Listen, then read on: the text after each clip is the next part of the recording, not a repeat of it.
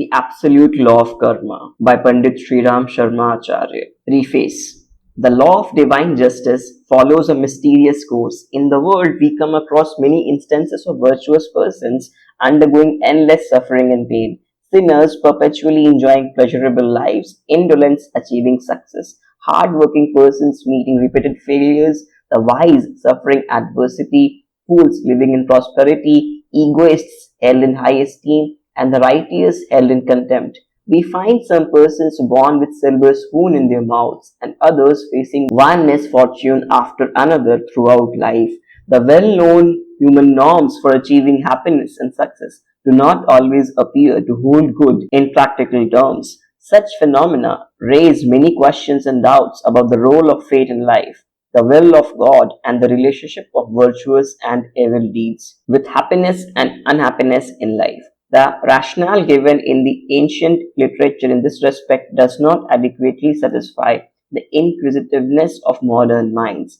Consequently, the new generation is becoming more inclined to accept the atheistic ideologies of the West, which regard God and the religion as phantoms creations of sick and fearful minds. The human body merely a chemical combination of inert elements and denies the very existence of an immortal soul. The new generation is made to believe that there is no supreme being or God, that destiny has no role to play in life, and that only arbitrary man-made state machinery has the powers to dispense punishments and rewards. In the present book, an attempt has been made to give rational and logical explanations of relationship between human deeds and destiny. It explains how events of good fortune and misfortune, happiness and suffering in human life are results of one's own deeds. It is hoped that this booklet will provide satisfactory answers to the queries relating to the role played by the consequences of an individual's deeds in the making of his destiny. Pandit Shriram Sharma Acharya. First chapter.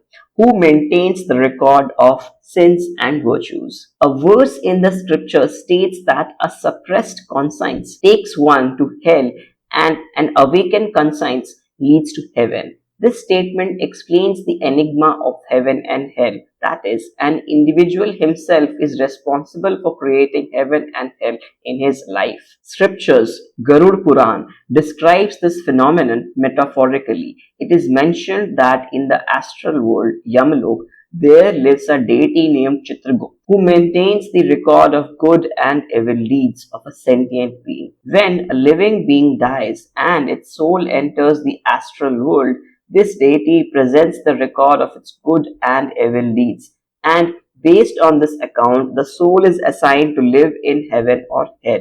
Common sense would not accept existence of a deity like Chitragupta. The number of human beings inhabiting this earth itself is in billions. If we take into account the other living beings of millions of non-human species, the total number would be beyond mathematical calculation. It would be an impossible task for an individual to work day and night without rest for millions of years, maintaining records of each moment of life of innumerable beings of the cosmos. Impracticability of maintenance of such a stupendous record puts a question mark on the very existence of Chitragupta.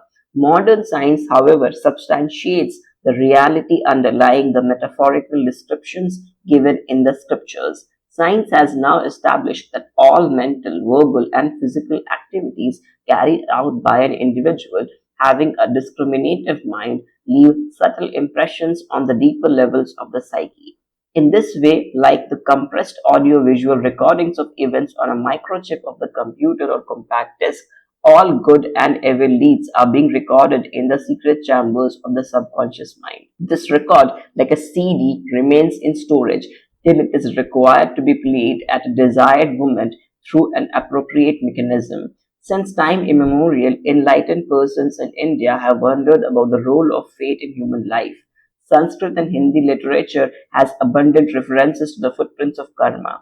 karma rekha, which it is said cannot be erased by any degree of intellectual endeavor. In Indian spirituality, karma stands for any physical, verbal, mental, or social activity. It means that each karma produces an imprint or rekha which cannot be erased before creating a reaction, karma phal.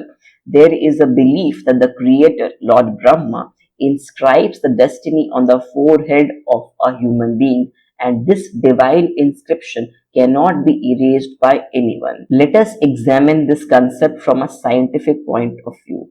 Microscopic examination shows innumerable furrows in the gray matter all over the brain. Medical science has not so far come to know the biological implications of these indentations. Comparative microscopic research studies have shown that density of these granulations in the gray matter of highly evolved persons and thinkers is much more than in the case of common masses. It shows that these microscopic lines in the gray matter of the brain are nothing but compact, subtle impressions created by external activities, which we take as imprints of mental, vocal, and physical actions.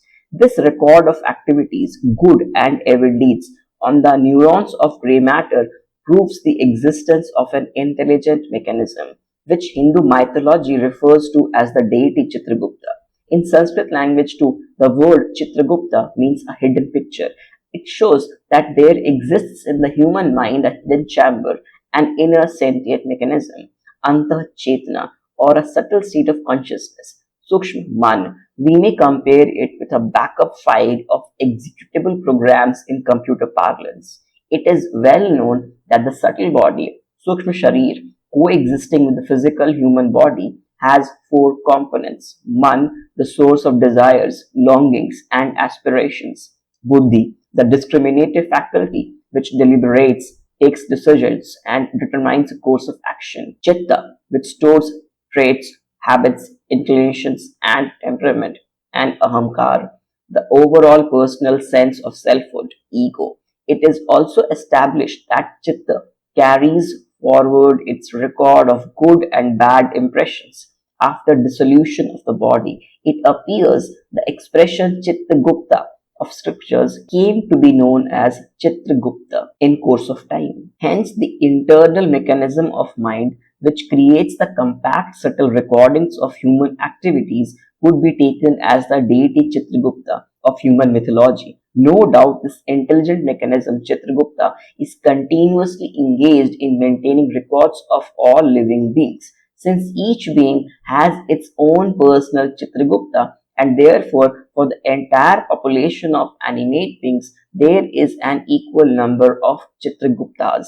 Thus, maintenance of records of innumerable beings does not seem to be an impossibility. Human mind has an infinite capacity for storage of information. It is quite possible for the subtle sentient mechanism of subconscious mind to maintain a systematic record of activities of a living being. There is also no contradiction in the one Chitragupta of mythology being countless Chitraguptas in innumerable beings. Divine powers of God are omnipresent. The universal life force prana is one, but it is individually present in each living being. Similarly, the subtle celestial elements designated as deities Indra, Varun, Agni, Shiva, and Yama in mythology are also all pervasive. Air, for instance, in spite of being identified as fresh air of a garden or polluted air of an industrial area, is an integral part of the same atmosphere enveloping the earth. Similarly, though inhabiting and operating in numerous bodies independently, the deity Chitragupta is a single universal celestial entity. Second chapter. How does Chitragupta maintain the record? Let us now discuss the working of Chitragupta, why and how this deity evaluates the deeds of a person, and what are the yardsticks of this evaluation. We shall also find out how, after physical death, the lines of fate drawn by Chitragupta determine a soul's new incarnation in conditions of hell or heaven. In the foregoing discussion, the reader has been introduced to the concept that our subconscious mind itself operates as the deity Chitragupta. It keeps a continuous micro record of our good and evil deeds in a condensed form, like the recordings on a small compact disk. The details of our virtuous and sinful deeds registered microscopically and subtly on certain neurons on the inner chambers of mind. In this way, the writings of Chitragupta could be regarded as shorthand notes taken by the divine stenographer Chitragupta for presentation as testimony for objective evaluation of the total span of our life. We are aware that human mind works on two levels, one external and the other internal. The outer mind is analytical. It analyzes the pros and cons, accepts and discards, takes decisions and changes resolutions. The inner mind, on the other hand, is like an innocent but resolute child. It neither accepts nor discards anything, but as the true faithful representative of the divine, functions impartially toward divine justice. The external mind may think of escaping punishment by suppressing or overlooking the recordings of the lines of evil deeds and highlight only the virtuous deeds for reward. The inner mind, conscience is one of its constituents, on the other hand, works differently. It takes decisions like an unbiased judge of highest integrity who cannot be influenced by allurement, fear, or vested interest. It is said that in each human being there coexist a saint and a devil. You may consider the secret inner mind as a representative of divinity and the external mind, which is ever engaged in reasoning, rationalizing, deliberating, conspiring, and hypocrisy, as a tool of the devil. The external mind may deceive the soul by justifying each and every action of a person. The inner mind, on the contrary, is the flame of the soul and a projection of the absolute truth. It is therefore incapable of conceit and deceit and is innately calm and detached. That is why God has entrusted it with such crucial responsibility. For the common man, it is the deity Chitragupta. Being absolutely impartial, this deity has been given the high seat of divine judge. Like a secret service agent, this deity is all the time vigilantly shadowing a person and recording his action in its secret diary. In human society, there are two departments for punishing the violators of law, namely the police and the court of justice. The police arrest the accused, collect the evidence, and present these in the court of law. Thereafter, the process of justice takes over. The judge delivers the judgment after considering all aspects of the offense and related circumstances. Depending on the circumstantial evidence, individuals are handed down varied sentences for the same type of offense. Let us consider an example. Three persons are accused of killing a person. Because of different circumstances associated with the crime, one is set free, the second person is sentenced to 5 years of imprisonment, and the third is sent to the electric chair.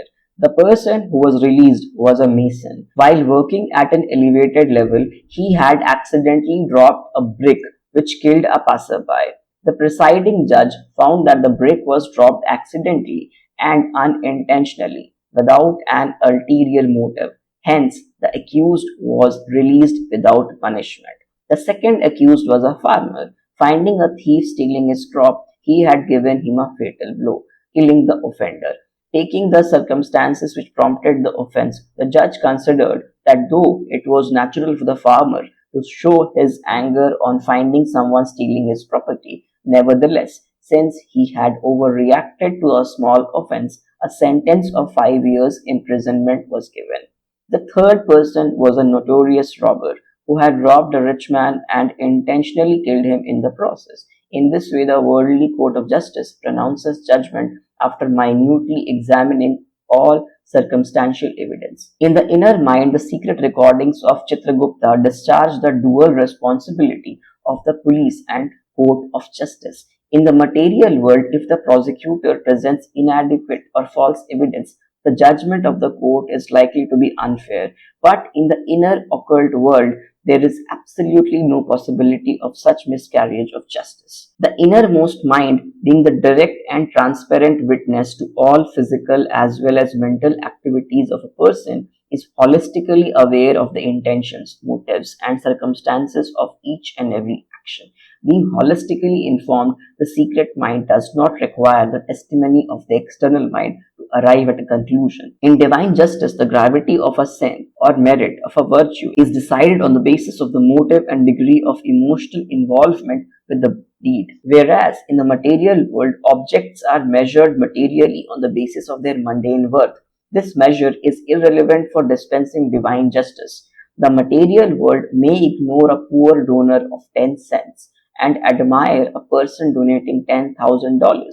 But in divine jurisprudence, the worth of such acts of altruism will not be assessed on this gross physical basis. Let us take an example. In a remote, undeveloped tribal area, one may barter a kilogram of food grains for sugar, but in a developed country, one has to pay in hard currency. In the material world, people do earn fame and name by making large contributions to charity, helping in popular welfare activities, joining religious or charitable institutions, delivering or listening to sermons, and participating in pilgrimages. But the domain of Chitragupta does not accept this currency. The ledgers of this domain record only debits and credits of motives and emotional involvements in the performance of deeds and convert these into virtues and sins accordingly. Upon being exhorted by his divine teacher Krishna, Arjun got millions killed in the war of Mahabharata.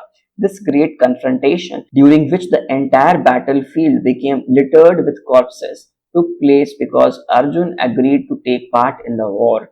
In this way, Arjun could have been considered as a great sinner, but Chitragupta gave credit to his motive for waging the Mahabharata war. Arjun's intentions were pious. He had fought only to re-establish the moral order, Dharma Sthapana.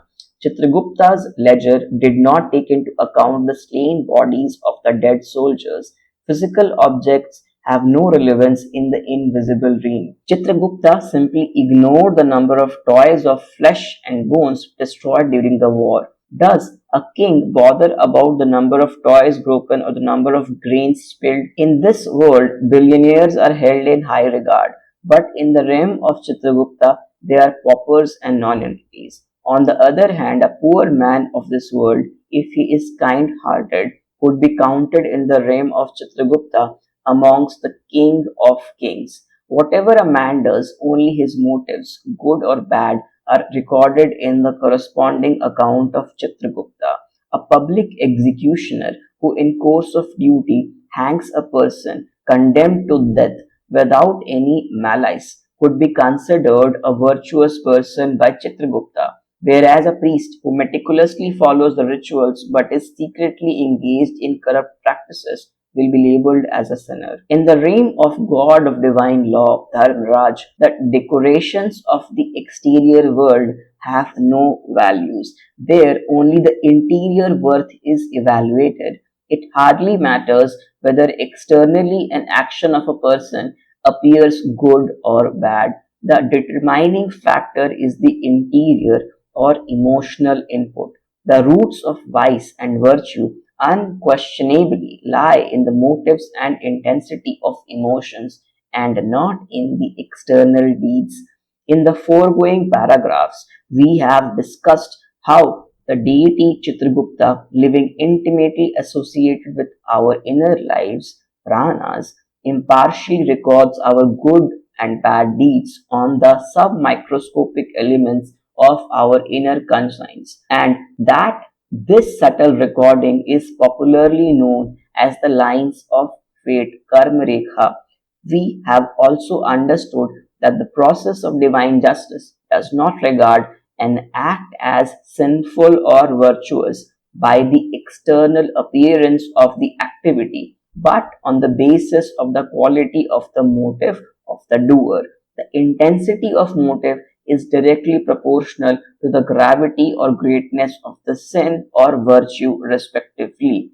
Take the case of two individuals nursing a sick person. Apparently, both are engaged in the same service, but whereas one is doing it indifferently, the other serves with tenderness, sympathy, large heartedness, and love. Here, in spite of apparently identical service, the measure of virtue will depend on the quality of emotional involvement and love. Similarly, amongst two thieves, one of which is compelled to steal because of starvation and the other steals for acquiring drugs, the sin will undoubtedly be considered greater in the later case. In divine jurisprudence, there is significant clause for treating each individual independently according to the state of purity of the soul.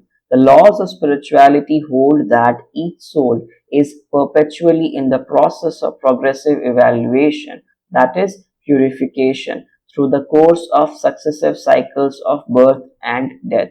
That is, at each successive stage, the soul acquires greater purity and is given a body in the species of higher consciousness, wisdom. The birth as a human being is believed to be the highest phase of conscious evolution on earth before liberation from the cycles of birth and death. The rewards and punishments of heaven and hell depend on the state of consciousness, that is, wisdom of the being. If accused of bribery, a peon, a clerk, and a juror will receive three different types of punishment. The peon may be acquitted after a serious reprimand. The clerk may be temporarily suspended from the service, but having been entrusted with a great responsibility, the juror cannot escape dismissal. Take one more example. A primitive tribesman hunts and kills animals for his daily meal. On the other hand, a priest preaching virtues of non-violence secretly consumes non-vegetarian food.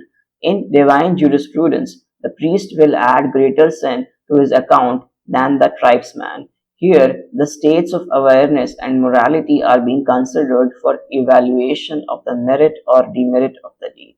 As the soul becomes more evolved with acquisition of greater wisdom and morality, the inner conscience, Antah-chetna, becomes more and more awakened and refined. A sinful act leaves an indelible dark spot on the conscience of a relatively more virtuous individual.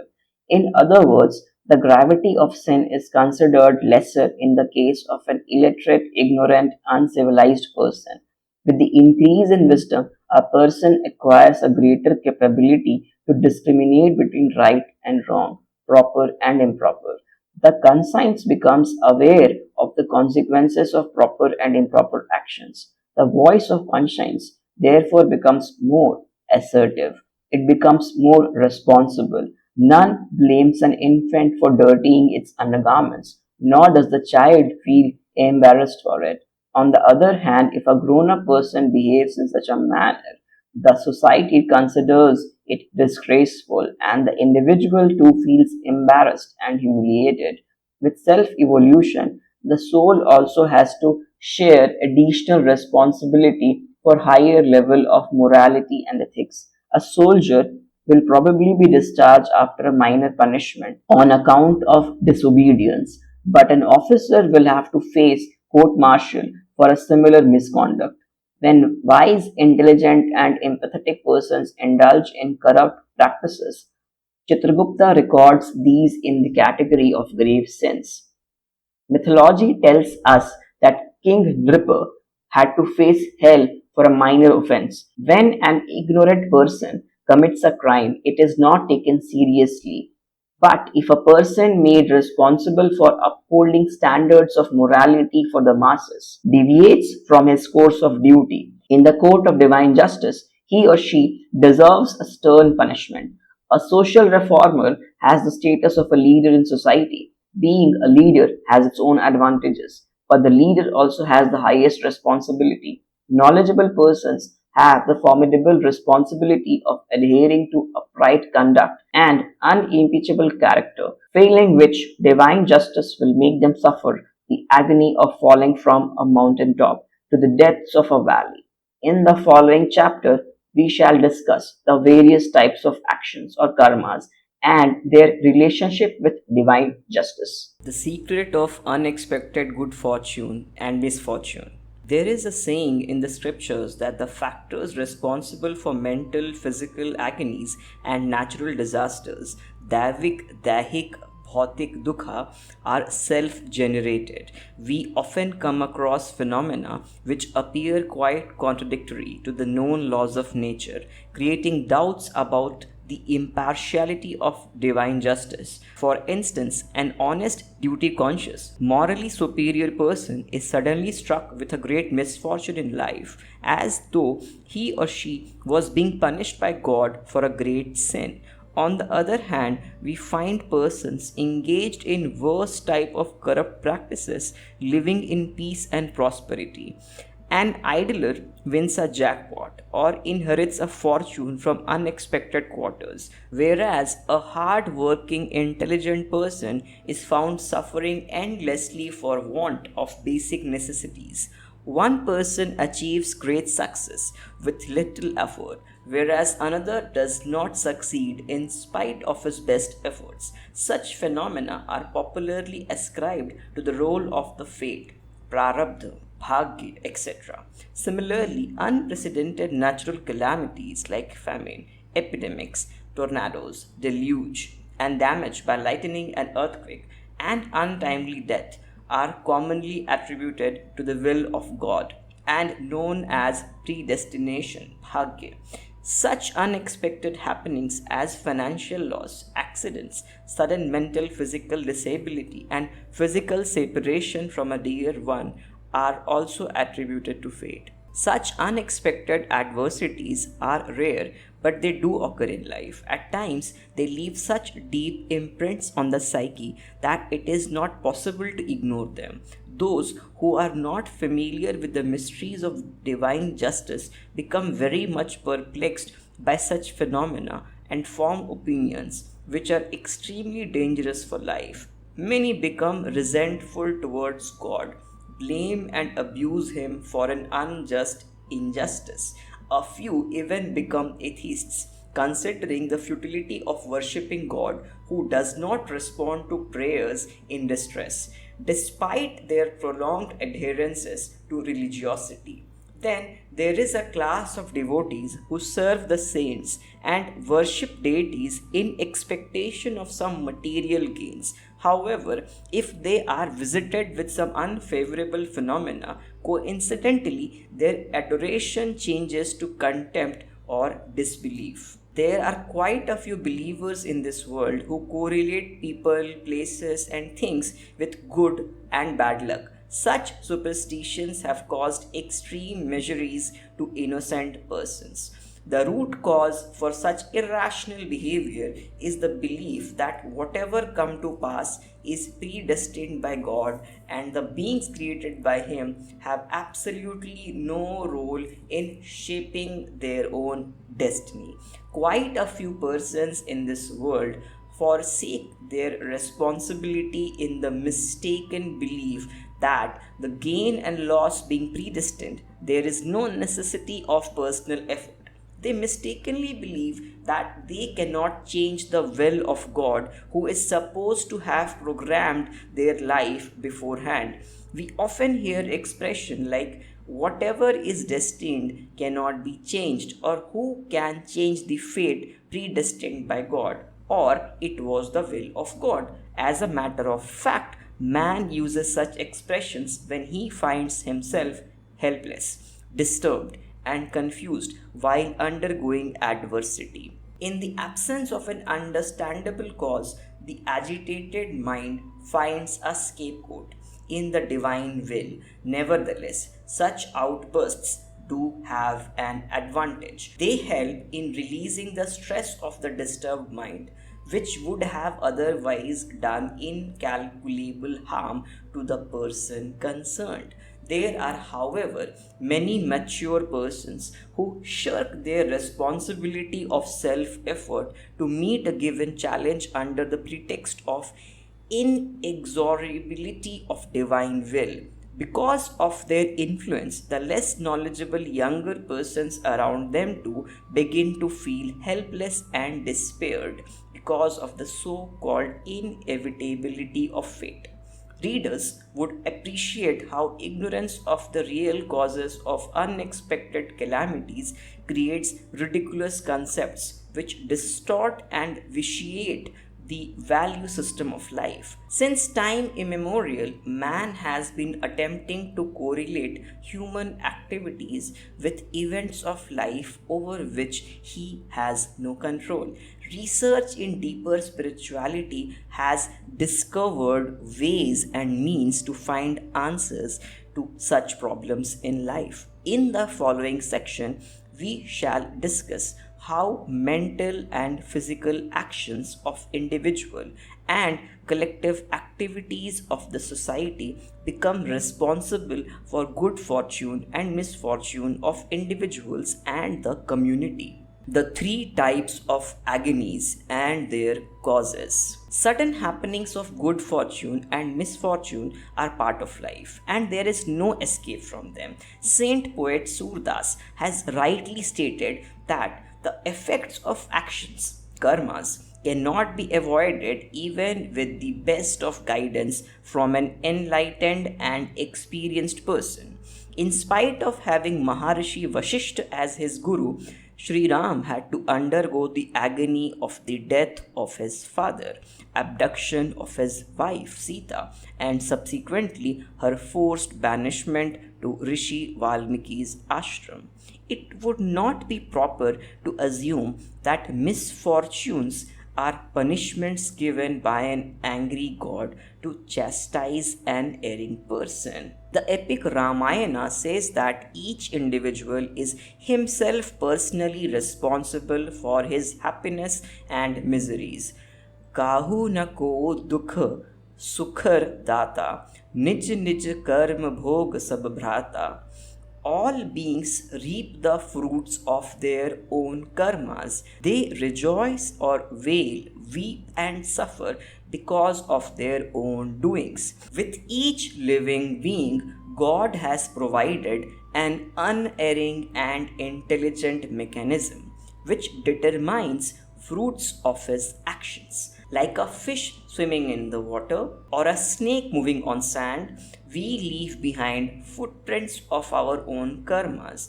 These impressions are known as samskars in spiritual parlance. Evil deeds generate distressful samskars, which in course of time sprout as sufferings like self-growing thorny bushes. Now we shall discuss the three categories of karmas, their characteristics and consequences. Happiness and peace is the natural state of mind. Man is instinctively inclined to act for welfare of self and others, which naturally results in peace and joy. He suffers only when he is mentally disturbed.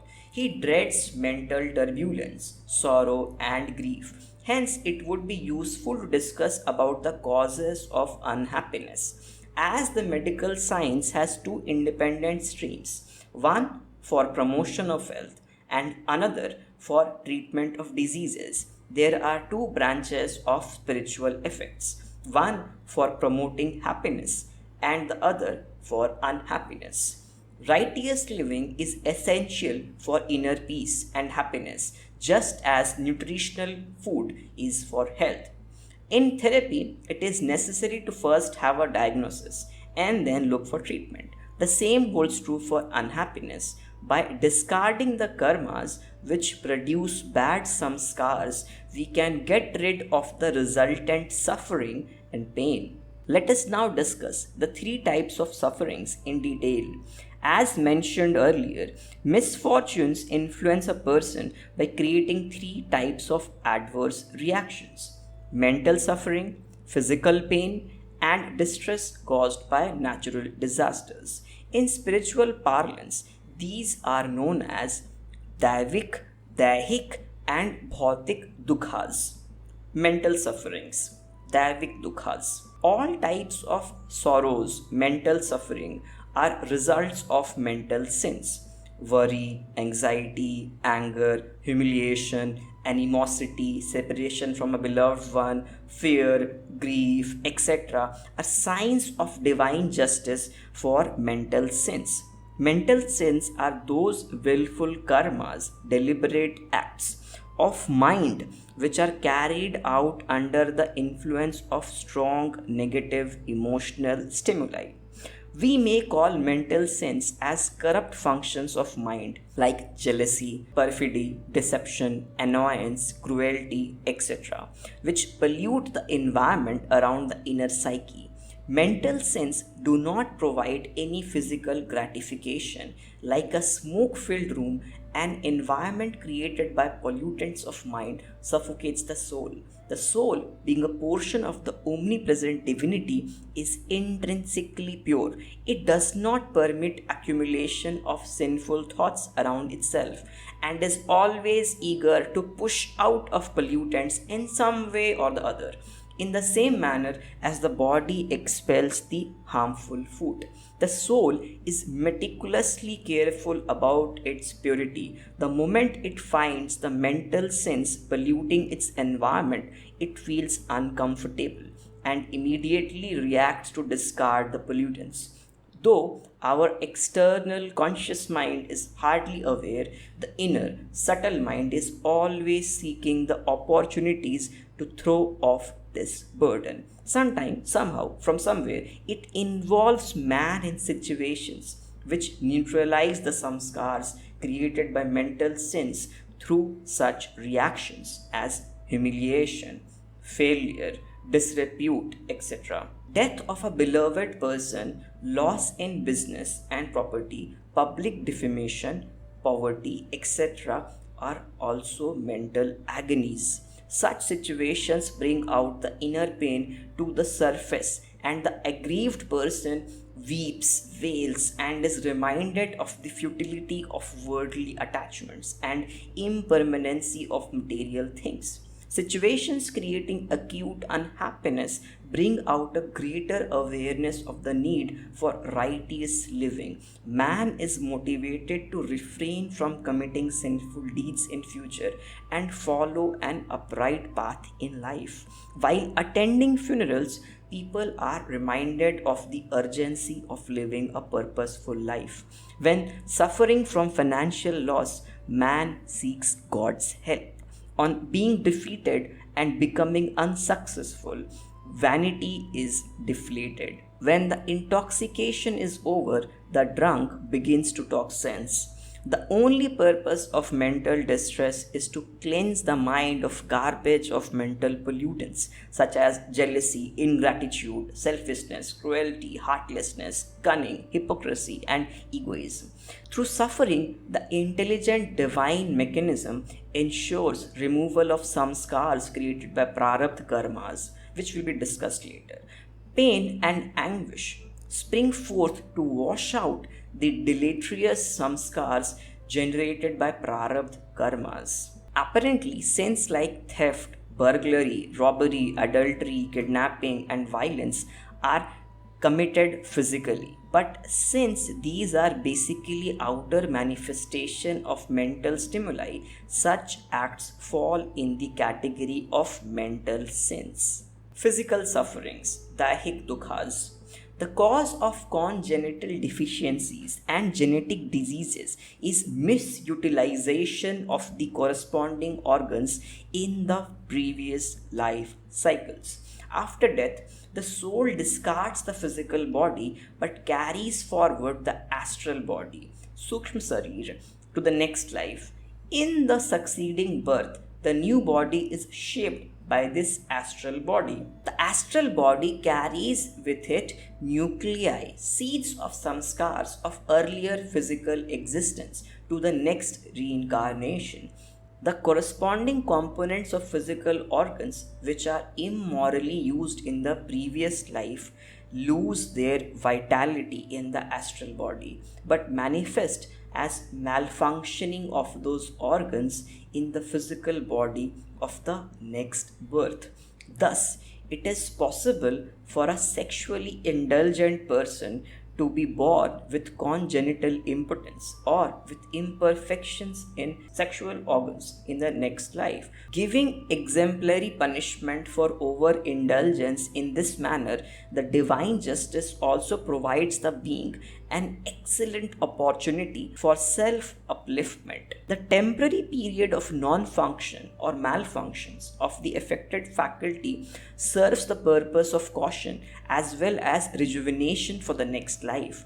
That is to say, whichever organ of the body is recklessly misused for sense gratification is deemed to be engaged in a physical sin. In the next life, that organ is either found missing or appears as a congenital defect. Thus, congenital physical deformities or diseases are for remission of sins. The compulsive rest rejuvenates the organ of the body and also relieves the burden of sin from the mind through repentance.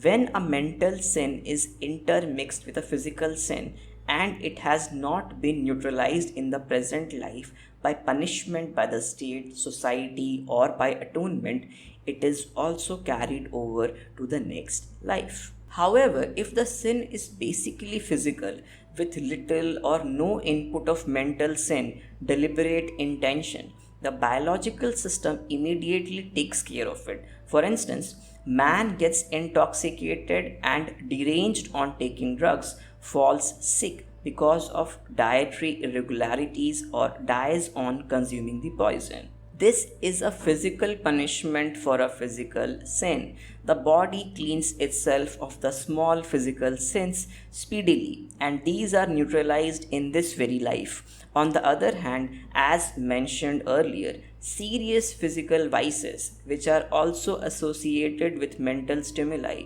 are carried over by the astral body for being worked out in the next life. Suffering resulting from natural calamities, bhautik dukhas. Of late, science has begun to appreciate the impact of lopsided human activities on pervasive global life sustaining elements of nature. Indiscriminate use of chlorofluorocarbons by some developing countries is damaging the global atmosphere for entire humankind by producing the greenhouse effect. Reckless deforestation in certain parts of the world is creating worldwide ecological imbalances. Such examples illustrate that basic elements of nature are globally interdependent and local changes in them have universal implications. The following observations bring out this eternal truth. Prana, the universal life force, is one of the vital elements of nature, which is an integral constituent of all animate beings. The entire human race is interconnected with this all pervasive element. Each spark of life in the individual animate being, which is known as Atma in spiritual parlance, is part of the omnipresence of that universal life force. The science of spirituality maintains that karmas and sanskars of all living beings are mutually interactive. In social milieu, these reactions are quite prominent. A criminal brings shame to his parents and family as well. The latter to suffer disgrace, since disregarding their responsibilities by not performing the right karmas, they did not exert enough influence to make the person a good citizen. The responsibility for spiritual development of the child, a virtuous karma, lies with the parents and other adults of the family. Hence, though in the material world only the offender receives the punishment from the law enforcers and the society, the souls of the parents and other family members too have to suffer partially for this dereliction of duty, which the divine jurisprudence considers as a sin. When the neighbor's house is on fire, you cannot remain a silent spectator, since soon you may also become a victim. If, in spite of being capable of preventing, one looks on at acts of theft, burglary, rape, murder, etc. indifferently, the society would look down upon such a person contemptuously, and the law would also not spare him. The laws of divine justice to follow a similar norm. Divine law expects man to abide by time-tested moral codes of conduct and also make maximum possible endeavor to prevent others from violating them. If some country or community or race does not make an effort to prevent or dissuade others from committing wrong deeds in spite of being in a position to do so, or does not promote morality and ethics despite having the means to do so, the former too has to suffer its consequences. Such collective sense of inactivity or indifference invite combined punishment from divine justice. Earthquakes, deluge, drought, famine, world wars are consequences of collective sense of humanity in which karmas for vested interests were given priority and welfare of the rest of humanity was ignored. Examples are spread of AIDS, drug abuse and alcoholism, disintegration of families, juvenile delinquency, terrorism, environmental pollution, etc. The developed countries are suffering consequences of their smug indifference towards the welfare of the underprivileged masses elsewhere. Passive acquiescence before evil acts is also sinful. It is seen that in society, the affluent and powerful exploiters suffer much less from natural disasters than the submissive, underprivileged masses. The brunt of excessive rains or droughts is mainly borne by the poor farmers. The laws of divine justice regard tolerance of a sin as a greater offense than its committal. There is a saying that the father of a tyrant is a coward. Cowardice and timidity tend to invite suppression and oppression from some quarter or the other. Big, powerful fish is always on the prowl for the timid small fish.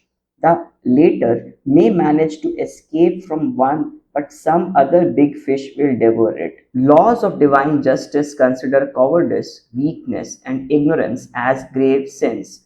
It is not surprising that these invite harsher punishments. Natural disasters should be taken as stealthy acts of divine grace. These are frequently manifested by the invisible supreme justice for removal of corruption from the society. Natural calamities are not aberrations of nature. Instead, these are reactions of out of tune actions of living beings themselves. It is like the process of refining in the blast furnace. Through such loud warnings, God mercifully tells us again and again to work for eradicating sins from the society. In the next chapter, we shall discuss how and when divine justice gives rewards and punishments for various types of good and evil karmas. The three categories of actions, karmas, and consequent samskars. We shall now proceed to correlate the three categories of karmas and their samskars with the three types of miseries suffered by man. Samskars are produced by each of three categories of karmas, known in spiritual parlance as Sanchit karmas, Prarabdha karmas, and Kriyaman karmas. Let us keep in mind that as Chitragupta, the inner conscience of man, which is impartial, pure, and wise, goes on recording each and every good and every deed for dispensing justice of high integrity. Sanchit karmas, involuntary mental karmas. Unknown to the conscious mind of the individual, association with good and bad company leaves some impressions on the psyche. Unless willingly and consciously accepted, some scars produced in this process are faint, weak in potency, and feebly reactive. The karmas which produce such weak samskars are known as sanchit karmas. These samskars remain stored in some odd corner of the inner consciousness, buried in dormant state. Then there are karmas unwillingly, reluctantly performed under compulsion or in a state of helplessness. If one is forced to carry out such karmas with revulsion, and these are not made into a habit, these two fall in the category of Sanchit karmas. Being extremely feeble, the samskars produced by Sanchit karmas may remain in a dormant state in the psyche for thousands of years through successive births. These samskars generally remain inactive, but if a suitable stimulant is provided to them by deliberate, strong, conscious repetition of similar deeds, these too become active. In the company of strong, healthy horses, a lame horse too begins to trot. With good soil and adequate rains, even rotten seeds germinate. Association with identical samskars makes the weak samskars gain strength, whereas if the past samskars repeatedly come in contact with the opposite type of samskars, the former are completely wiped out. If for a long duration evil samskars face a long continuous inflow of good samskars, the latter destroy them totally. As a matter of fact, the good as well as bad Sanchit samskars bear fruit in favorable environments and are destroyed when confronted with an adverse milieu. Pilgrimages and rituals recommended in religious practices are meant to wipe out the weak, evil samskars accumulated as Sanchit karmas, Prarabdha karmas, karmas done with strong emotional involvement. Mental karmas, which are voluntary, deliberately performed under strong emotional stimuli, are known as prarabdha karmas. Being motivated by intense emotions, such karmas produce powerful samskars. Reactions of violent acts like murder, robbery, betrayal, felony, or immoral, passionate acts like adultery are very strongly felt by the inner conscience. Its innate spiritual purity is ever eager to get rid of this extraneous, deleterious impurity at the earliest opportunity. It has already been mentioned that our inner conscience keeps a constant watch over each of our karmas and determines greater or lesser punishment for each offense according to the nature of the act. A mental chastisement for a mental offense is, however, not possible without the help of other means. For giving an appropriate punishment, the inner conscience waits for a suitable environment in the subtle world, Shukshma Lok in spiritual parlance, where the divine system correlates samskars and creates environment for justice. Occasionally, this process is spread over a long time. For instance, for redemption of a mental sin of treachery, the sinner is required to be punished by grief. Chitragupta evaluates the grade of treachery to decide the degree of sorrow required for atonement. For punishing a murderer, the divine system will associate the soul of the sinner with the soul of an individual who, according to its own karmas, can inflict the same degree of pain and grief on the sinner, which latter has caused to the aggrieved person. For instance, Chitragupta may plan birth of a son or daughter in the family of the sinner, who, the newborn, is destined to die at a young age according to its own past karmas. The inner conscience of the killer will wait for grief producing event when the son daughter meets death by disease or accident. In this way, for samskars carried over to next life, divine justice creates an environment for punishment equivalent to the sin. It is obvious that this process is not unilateral. Divine justice makes souls of both the sinner and the sinned interact in complementary environment. This complex process at times takes several cycles of life and death.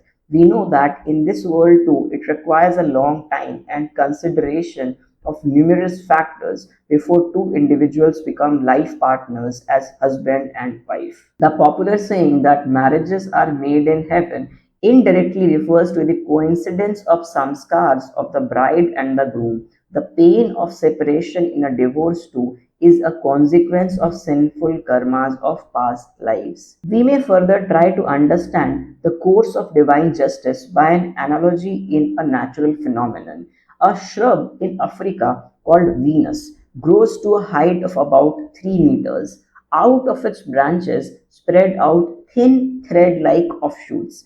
These keep on growing and swaying in the air till they meet another shrub and they become mutually intertwined. Sometimes these shrubs meet each other barely after a growth of few centimeters, whereas the others succeed in doing so after growing for a few meters. This is the way the fruits of karmas ripen for interaction over different spans of time. The punishment for the exclusively physical sins is physical and is given without much delay. Consumption of poison results in immediate death. Mental chastisement, on the other hand, is neither instantaneous nor is it unilateral. For instance, if because of his cruel nature someone commits a murder and is caught red handed, the state awards a death sentence. On the contrary, if the killer commits the offense secretly, the inner conscience does not punish him immediately. It would wait for an environment for creating in his psyche an aversion for violence by making the sinner feel the same degree of pain which was felt by his victim. That is why at times morally vile persons are found rejoicing and righteous ones suffering in life. The enforcer of divine law takes time in preparing an appropriate environment for dispensing just rewards and punishments. Is the prediction of future events possible? At times, yogis having paranormal powers make accurate predictions about the future events.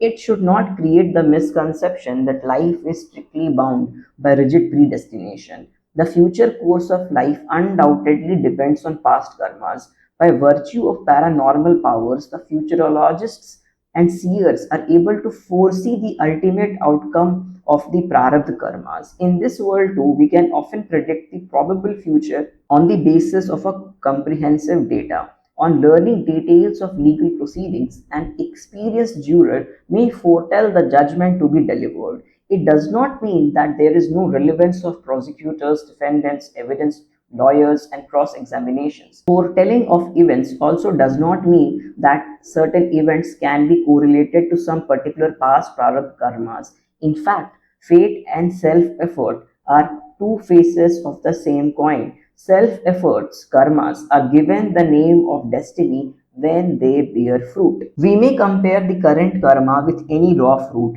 which is going to ripen in future as destiny. The fate of today is the karmas of the past. If karma stands for an infant calf, prarabdha is the state acquired by its late in life as an aged cow. The word prarabdha is frequently misunderstood as predestined, though prarabdha karmas and prarabdha are two names given to the same phenomena with a time lag in between. God is not vindictive. Misfortune occurs in life in a particular order and according to a well defined process of divine justice. But people reconcile to their inevitability by believing in so called wrath of God, God's will, or natural woeful state of this world. As a matter of fact, God neither creates any good fortune nor misfortune for anybody, nor he or she. God is not gender specific as a biological being, desires to put anyone in distress, nor is this world wholly full of woes. A spider gets confined and entangled in its own self woven web. Similarly, man himself makes his mind vicious, undisciplined, corrupt, and sinful, and when the evil mind works to create a distressing situation, he weeps, wails, and blames others, including God. Here, it should be clearly understood that the fruits of prarabdha are always received as abrupt, unprecedented events. Example: unexpected death due to disease or accident, collapsing of a house, winning a jackpot, injury due to accident, accidental loss of limbs, or cessation of vital function of body. God does not involve other beings directly in enforcing divine justice for a couple of reasons. One, the person enforcing divine punishment on behalf of God would create resentment against his own self, thus beginning a chain of counter reaction between himself and the person being punished. It would increase turbulence of mind. Two, the enforcer would have to be unnecessarily involved in the complex process of cause effect by committing undesired karmas and reaping their fruits. Here, we may once again recapitulate the characteristics of Sanchit karmas and Prarabdha karmas. Whereas Sanchit karmas bear fruits only on coming across a suitable environment or otherwise get destroyed in a counter environment, the Prarabdha karmas invariably bear fruit, though it may take a period of several life cycles. The current activities being knowingly carried out are Prarabdha karmas, whereas the unexpected sudden happenings are the fruits of the past Prarabdha karmas. Any failure in life due to indolence is definitely not due to Prarabdha karmas of the past. Unlike the Prarabdha karmas, the physical Kriyaman karmas discussed hereafter bear definite fruits within a short time. Kriyaman karmas, physical karmas. Physical actions fall in the category of Kriyaman karmas. These produce concurrent results. Consumption of drugs is followed by intoxication. Death follows consumption of poison. Human body is made up of five natural basic elements. Interaction between these natural elements produces immediate reaction. As soon as we touch fire, fingers are burned. Laws of nature govern interactions between natural elements.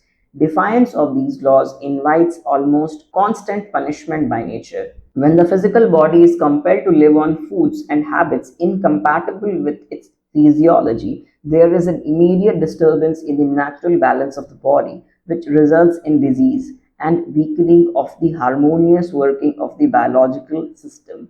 This is nature's mechanism for rectification. Vegetarianism is meant for human species. Since, contrary to the physiology of the carnivorous, man has been provided with smaller canine teeth and larger intestine as compared to carnivorous. The smaller intestines of the carnivore do not let accumulation of residual toxins of animal fat in the body. Besides, the flesh-eating animals are provided with long tongues. The vegetarians use their lips for consuming liquids. Physical karmas are mechanically carried out by the body without any emotional involvement. Unlike Sanchit and Prarabdha karmas, they produce fruits in a short time. Welcome the sufferings. Distress is an unwelcome phenomenon. Its immediate experience is bitterness. Nevertheless, ultimately it is meant for the well being and happiness of man. Distress is an extraordinarily effective mechanism provided by God for rectification of evil traits and augmentation of positive values. Life is a blissful and self enlightened spark of the Supreme Being. He or she has self created this world which is intrinsically blissful. The brief interludes of unhappiness in life are provided to give the needed momentum to the progressive evolution of the soul by reminding the being about the true purpose of life, which is awakening to its original nature as a spark of the divine. Events producing unhappiness in life are few, and their impact is self evident. Nevertheless, we must remember that whatever little suffering we come across is the result of our own forgetfulness of our divine source. Being a spark of the blissful Supreme Being, the soul is intrinsically blissful, nor is there any natural unhappiness in the basic structure of the cosmos, which is orderly and harmonious. Do not be afraid of the misfortunes which create unhappiness. Do not lose your mental equilibrium. Face misfortunes boldly. Instead of getting worried or uneasy, be prepared to sail through them. Embrace misfortune as though it were an ill mannered but warm hearted friend who uses foul language, makes unpleasant criticism. Nevertheless, when it goes, it leaves behind the gift of a large treasure of wisdom and insight. Like a brave soldier, face misfortune defiantly and say, "O oncoming misfortunes, you are like my children. I am your creator. Therefore, I welcome you with open arms. You are my legitimate offspring. Therefore, I won't disown you. You are free to play in the courtyard of my life. I am not a coward. I won't shed tears in desperation on meeting you. I am not morally so bankrupt as to avoid paying for my own misdeeds. Being a creation of that supreme being, I am a spark of that absolute truth, absolute benefaction, and absolute virtue. Come, ugly products of my ignorant karmas. Come, I have courage to accommodate you in my life. I don't need help from anyone. You have arrived to test how courageous I am. I am prepared to face you. Friends, don't commit blasphemy. Don't ever say this world is bad, wicked, unvirtuous, and full of unhappiness. In this world created by God, each element is a masterpiece. Nothing is bad in the holistic view of creation. If you blame the creation, you are also casting aspersions on its creator. Saying that the pot is badly made means commenting on the proficiency of the potter. How dare you underrate the qualification of your omnipotent father or mother? When you say that this world is full of misery, you are casting aspersions on the integrity of God. In this celestial creation, there is not an iota of unhappiness. Our ignorance itself is the cause of our bad karmas and consequent miseries. Come, let us cleanse and purify our inner selves of our evil thoughts and wickedness so that we are totally and finally released from our miseries and acquire ultimate deliverance. Create your own world. The physical cosmos, according to a philosopher, is made up of inert components which can be molded into any desired configuration. The doer, man, is animate, whereas elements of the cosmos are inert.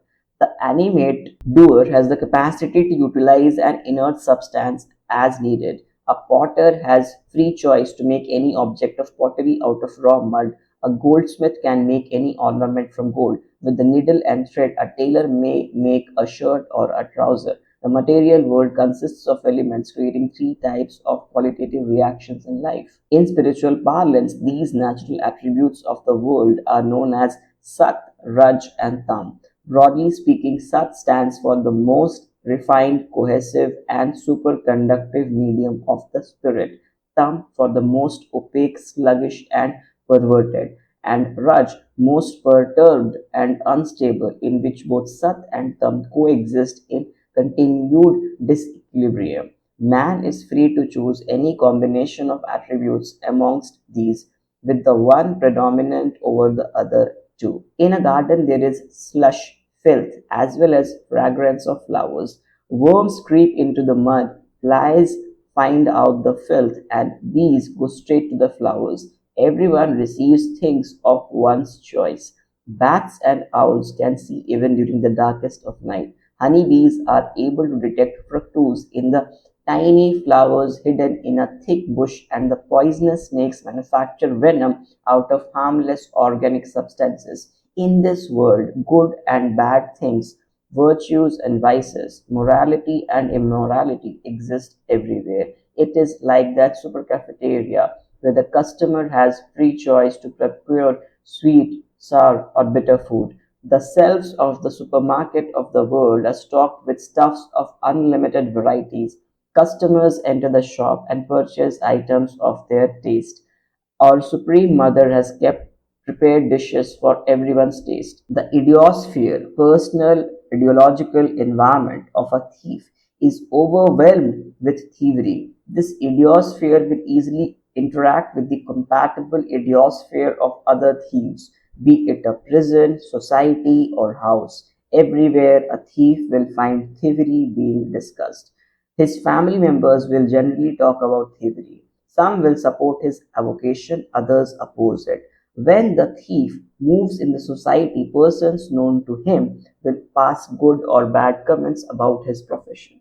When he meets fellow thieves, they will talk only about the tricks of the trade. In a prison, thieves will flock together and immediately discuss their favorite subject. In this way, a thief will find the entire world revolving around thievery.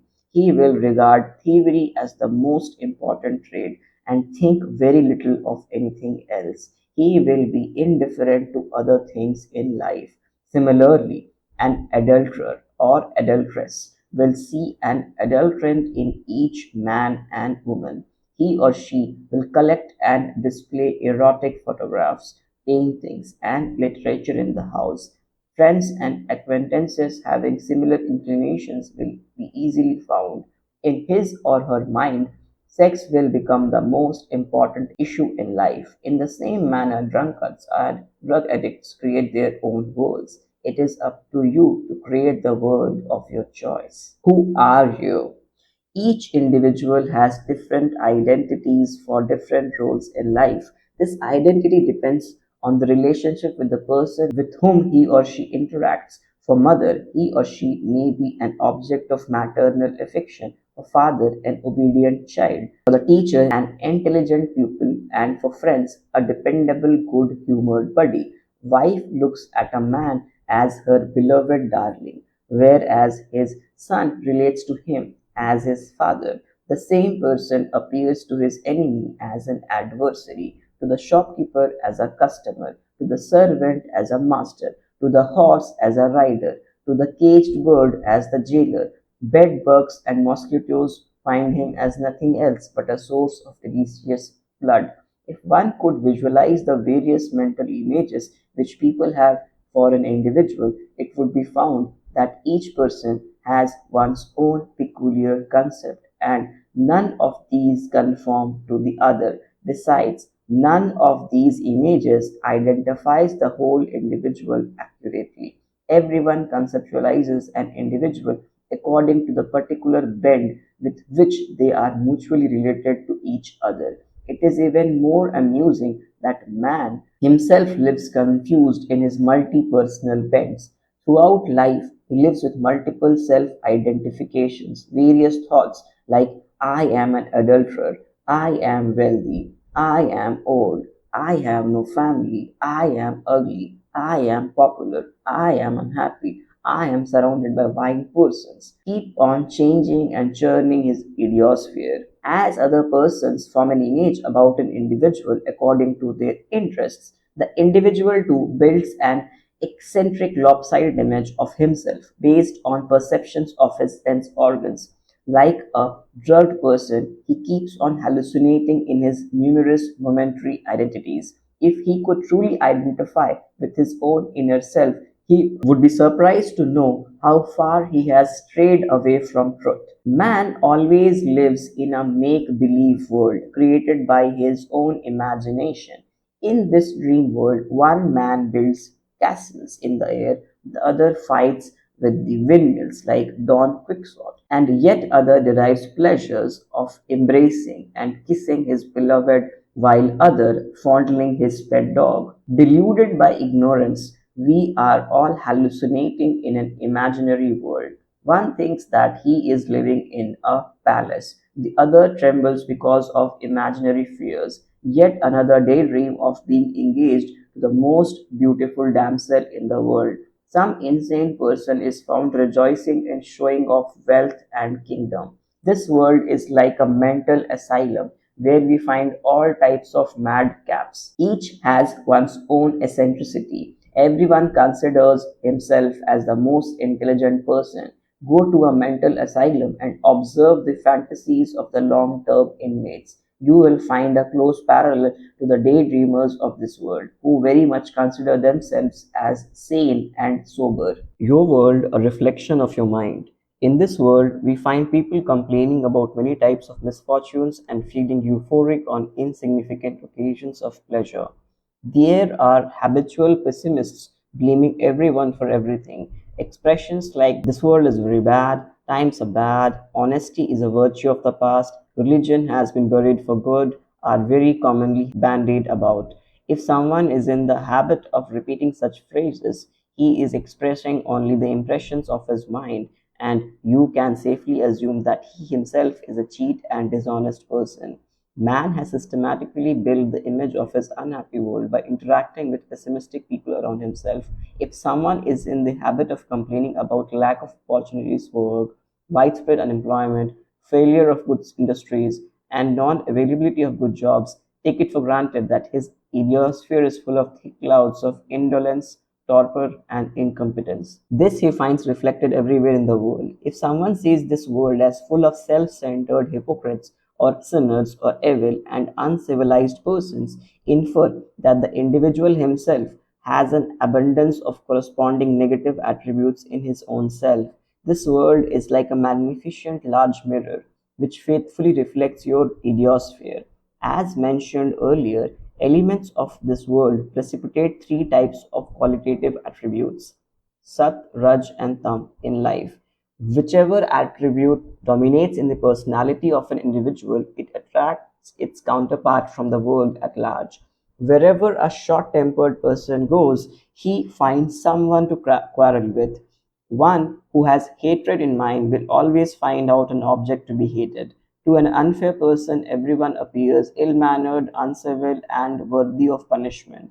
Whenever an individual interacts with someone, he or she views the latter in the same light with which his own personality is colored. A person of impeccable morality rarely comes across a woman of fallen virtue. Scholars do get avenues for right information. Seekers of truth always find opportunities for quenching their thirst for wisdom. Enlightened souls have always been living on this earth. Wherever they live, environment around them attracts virtuous persons. However, it is not our intention to prove that there is absolutely no evil on this earth, and whatever good or bad we find here is totally a reflection of our own field of view. It has been repeatedly stated that in this world, good, average, and bad, Sat, Raj, and Tam coexist, and one receives what one gets tuned into. The relativity of virtues and sins. The qualitative assessment of good and evil is always relative. On the scale of virtue, you will find persons who belong to a grade lower than yours, those who are in the same grade as your own, and others who have a much higher grade than yours. Suppose you're studying in a college. You may consider the persons with the highest character, Satoguni, studying in a class senior to your own, your classmates as students of the intermediate class, Rajoguni, and the juniors being educated in the lower class, Tamoguni. However, as mentioned earlier, this relationship of moral status is relative. For instance, in comparison to a bandit, a thief is more virtuous, has more satogun, because the latter is more humane. Compared to both the thief and the dacoit, a laborer has more satogun. A social reformer would have more satogun than a common man, and a spiritual teacher more than that of a social worker. Thus, on the scale of satogun, a spiritual teacher stands at a much higher level than a bandit, but he is graded lower than enlightened, liberated soul whose silent presence is the greatest of sermons. It does not mean that the dacoit is the most degraded soul. He is better than animal. The superiority of spiritual status of a person is measured by the number of people being ethically benefited by his altruistic deeds.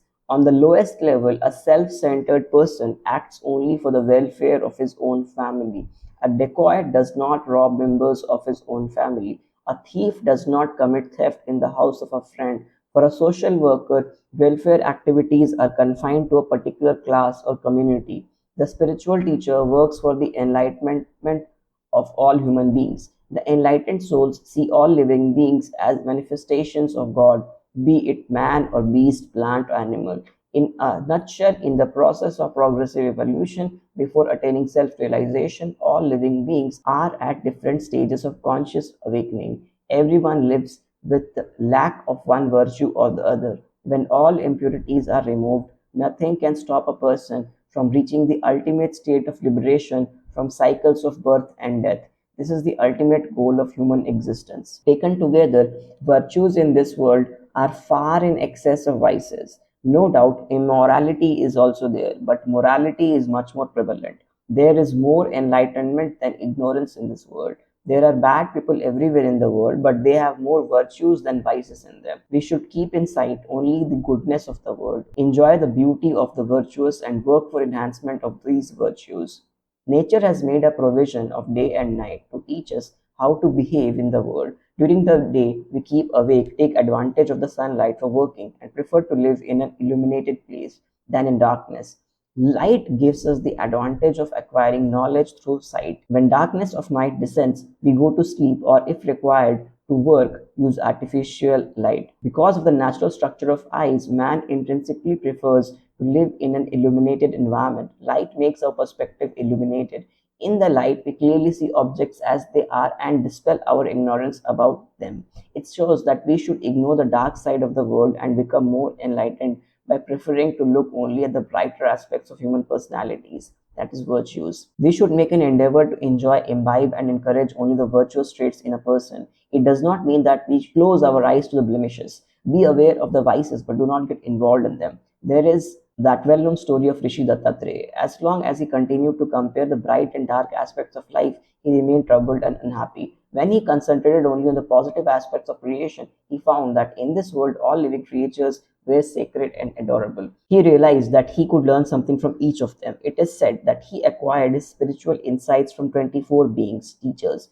Amongst these were insignificant creatures like dog, cat, jackal, spider, fly, vulture, crow, etc. He felt that no animate being was despicable, that each one had within it the soul, which is a spark of that super being, and that each was a link in the spiraling chain of evolution. When we make ourselves receptive to virtues, the field of vision changes. Shortcomings are overlapped by excellence, wickedness by goodness, and prevalence of unhappiness by abundance of things of joy. The world that we earlier thought to be full of wicked people now appears rich with decent, well mannered, altruistic, and aspiring persons. Each individual has his own personal perspective of people, places, things, and events. On account of the confusion of perspective, one finds the world bad, whereas the other sees only goodness in it. Throw away the cobwebs of your old biased perspectives. Use your third eye of wisdom to see through the illusions of your old world. Let your present wicked world, Kalyug, destroy itself and in its place create your own golden age, Satyug, in your inner psyche. Stop being deluded by the darkness of the world, Tamogun, and stay and focus your vision at the brightness, Satogun. You will find the world changing into heaven. When you change your field of vision, you will find your disobedient son or daughter changing into one obedient one. Your worst enemies, quarrelsome wife, and hypocritical neighbors will appear totally different. Actually, the factor of negativity in the character or behavior of person is usually very small. Antagonism in the mind of the observer magnifies it manifold. Suppose your husband or wife does not behave as per your expectations because of preoccupation or some other valid reason. When you are not aware of it, you are likely to take it as an affront and become resentful or angry. With the anger, the evil traits lying dormant in the inner recesses of your mind become activated and produce negative mental image of the subject. Darkness makes out a monster out of a bush. Similarly, anger, due to distortion caused by inner turbulence, produces a defiant, disobedient, disrespectful picture of an otherwise simple, innocent person who receives a harsh punishment for a small lapse. On the other hand, this unjust reaction also infuriates the recipient of the undeserved treatment. The counter-reacting angry person too begins to see wickedness, foolishness, cruelty, and many other negative traits in the other person. On repetition of such trivial incidents, the two imaginary ghost personalities continue to grow, and their confrontations convert two simple-hearted, warmly related persons into bitter antagonists. On many occasions, I have succeeded in reconciling the differences between bitter adversaries by making them understand the triviality of the root cause, which had made a mountain out of a molehill. Such situations arise because of gap in communication, with mutual understanding, sharing of feelings, and objective analysis of each other's expectations, behavior, and psychological background. 90% of estrangements can be amicably resolved. In fact, the favors responsible for such estrangements are very minor. We may compare their incidence with the quality of salt in our food. Salt and pepper themselves are distasteful, but a small quantity of these makes food palatable. Occasional cooling of warmth in close relationships is required to break the monotony of life. Given mutual trust, we bounce back into the relationship with deeper understanding and warmth. It has already been discussed that on human birth, the soul brings with it many imperfections and traits of its past lives, including its embodiments in some human species. The newly born human child is very little qualified to live amongst human beings. It falls asleep anytime during the day, keeps awake during nights, soils the clothes, and makes loud hues and cries for its biological needs of fondling, food, and water. Nevertheless, neither these baby tantrums disturb the household nor does addition of one more member make the house unlivable. On the contrary, the innocent and immature child becomes a means of entertainment for the family. The morally less evolved persons of the society should be treated in the same way. For evolutionary soul growth, it is the duty of each enlightened soul to work for the progress of other persons who are at lower stages of soul growth and encourage them to work for their own upliftment. Wickedness will always be there in this world. There is no reason to be afraid of it. Whosoever is desirous of self enlightenment should learn to face and overcome the disturbances caused by the wicked. It is necessary to restrain the evil and prevent the beastly traits from polluting humane values. Flies have to be kept away from sweets. The efficiency of one's karmas is demonstrated in preventing spread of sinful traits in the society. A great deal of caution is required in this endeavor. It is like walking on the razor's edge. This truly is yoga, the skill in works, equanimity in the face of all provocations. What should be our course of action in this world to eliminate evil? The sun sets an example worth emulating. Its light dispels the darkness. Its heat forms the clouds. Clouds brings down rain and cool the heat. When we take food, hunger goes by itself, and when we follow laws of health, weakness is removed without much effort. In order to remove ignorance, try to acquire knowledge. For making the world free of evil, we should work for proliferation of virtues. The proper way for eradication of disease is to educate the masses about the significance of laws of hygiene and health. The sick do need the medicines, but hospitals cannot cure the entire society. Law enforcement machinery works like a hospital for the wicked, the morally sick. It takes care of only contingencies. Law cannot remove the causes of societal ills. It is not possible to eradicate evil by violence. Violent opposition would only incite a stronger counter reaction. A surgeon does not act like a butcher. He makes a precise incision. Instead of direct confrontation, blabbing, showing resentment, expressing helplessness, follow the positive path of forgiveness, reformation, and love. According to a philosopher, a world of love creates much greater impact than a blow on the head. Everyone has more or less goodness in him. Make an effort to identify your own virtues and make them more effective in life. Also, find out the virtues in the other person and try to encourage him to more and more cultivate these virtues. Do not fight your battle in the darkness of ignorance. Make your battlefield illuminated. Do not be disheartened by the spread of immorality. Counter it by promoting morality. The only way to remove evil from this world is to encourage goodness. Remove the air from the bottle by filling it with water. Do not associate with evil. Why should you like to collect the garbage or evil?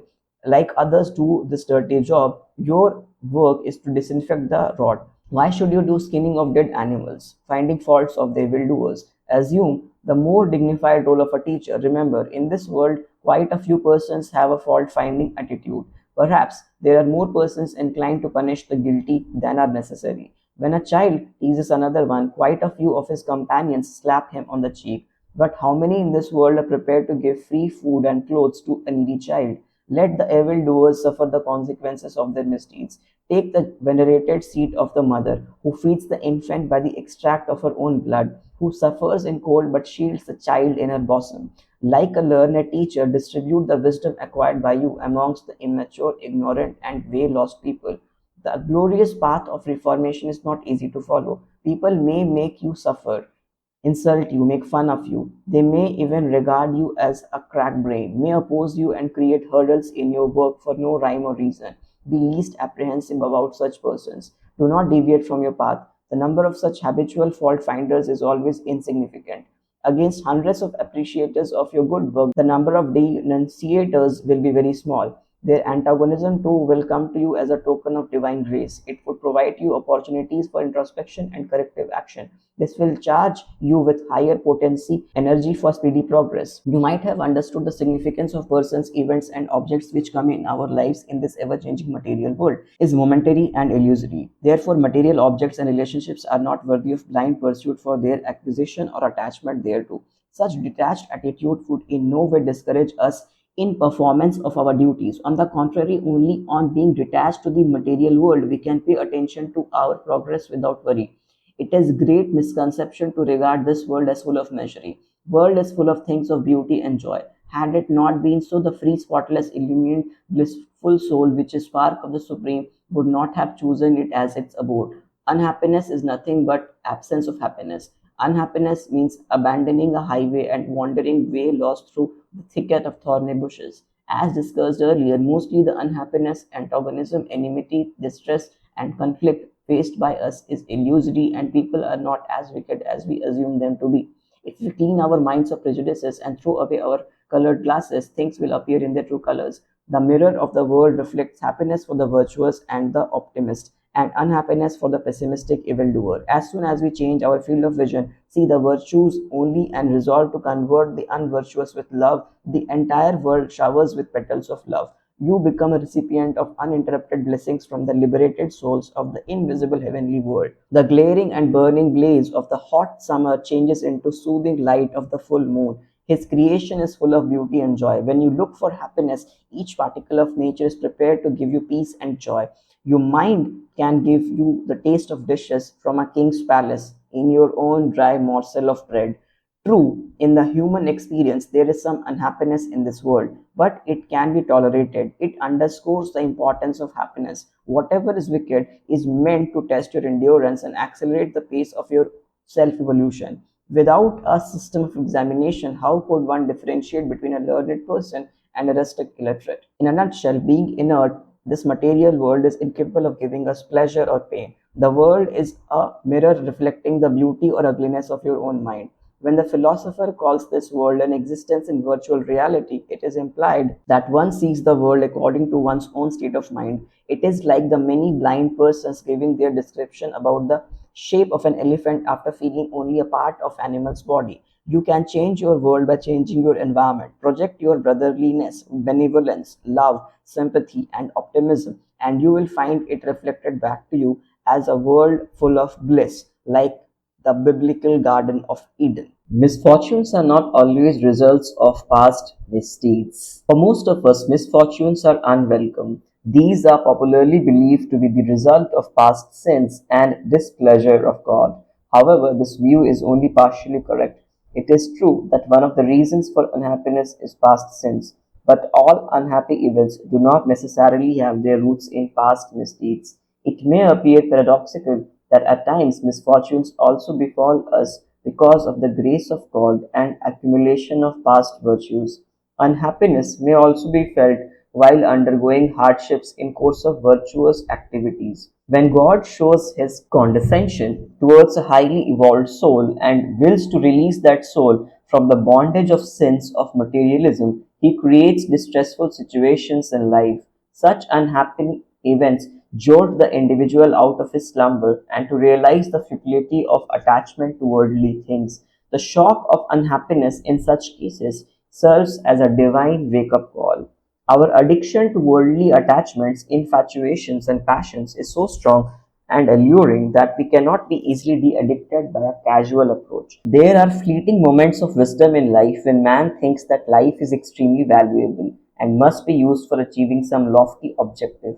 But soon thereafter, attractions of the world drag him back to the erstwhile lowly routine of animal like existence. Through misfortunes, God exerts a strong pull to extricate the devotee from the self created quagmire of ignorance. Mishaps wake us up from our slumber in ignorance and darkness. Unpleasant, heartbreaking happenings such as near fatal accident or disease, death of an intimate friend or relative, sudden financial loss, humiliation, or treachery by a trusted friend may occur to give a strong shock treatment so that one may correct the course of his life. Sometimes the virtuous samskars accumulated on account of our past karmas also produce unhappy events. Virtuous karmas also act as shields to ward off sinful temptations. The former do not permit the sinful tendencies to dominate and offer stiff resistance. Many a time, commitment of sin is foiled by some unforeseen obstacle. If a thief breaks his leg while going for theft, it should be taken as a consequence of his past virtuous karmas. Those who work hard for moral and social upliftment of the society and meticulously follow their course of duty face stupendous problems, hardships, and lack of resources. They also have to face antagonism of people who find such activities detrimental to their vested interests. Besides, they are tormented by unscrupulous in many ways. Persons treading the royal highway of righteousness have to face hardships at each step. Misfortunes are like goldsmith's furnace, in which the validity of past virtues and tolerance to hardships undertaken for virtuous deeds are tempered.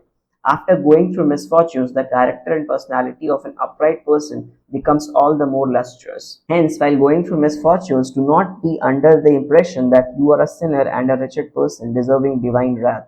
It could be that distress is a blessing in disguise with hidden boons, which you are unable to foresee at the moment because of lack of clear vision. Innocent persons may be found suffering because of unfair ideologies or oppression by others. Anyone may become a victim of exploitation, suppression, and injustice. The exploiter has to face the consequences of his karmas in due course of time, but the sufferer should not take such trials as outcome of his prarabdha. A student has to face many hardships in course of education. A mother suffers while bringing up the child. Ascetics, social reformers, and righteous persons undergo unbearable hardships while working for reformation of the society and evolution of the human soul. Such voluntary undertaken and hardships, confrontations, and problems faced in course of fulfillment of self-assumed responsibilities cannot be considered as consequences of past misdeeds. It would not be proper to regard every happy-go-lucky person as a virtuous person in his past life or every sufferer as a sinner of his past birth. Such a concept would be unjustified and misleading. There is no reason for someone to have self pity or feel remorseful on such a false premise. The course from karma to prarabdha follows an occult and mysterious process known only to the Creator. We have to remain ever vigilant towards our duties and responsibilities and leave the rest to impartial supreme justice of God. Let us face the misfortunes and good fortunes of life with equanimity. God has made us responsible only for our duties as human beings. There could be many reasons for success, failure, and happiness, unhappiness. Only the Creator knows their purpose in His absolute wisdom. Let us entirely offer ourselves to the Divine to be used for the free and unobstructed flow of His will through us.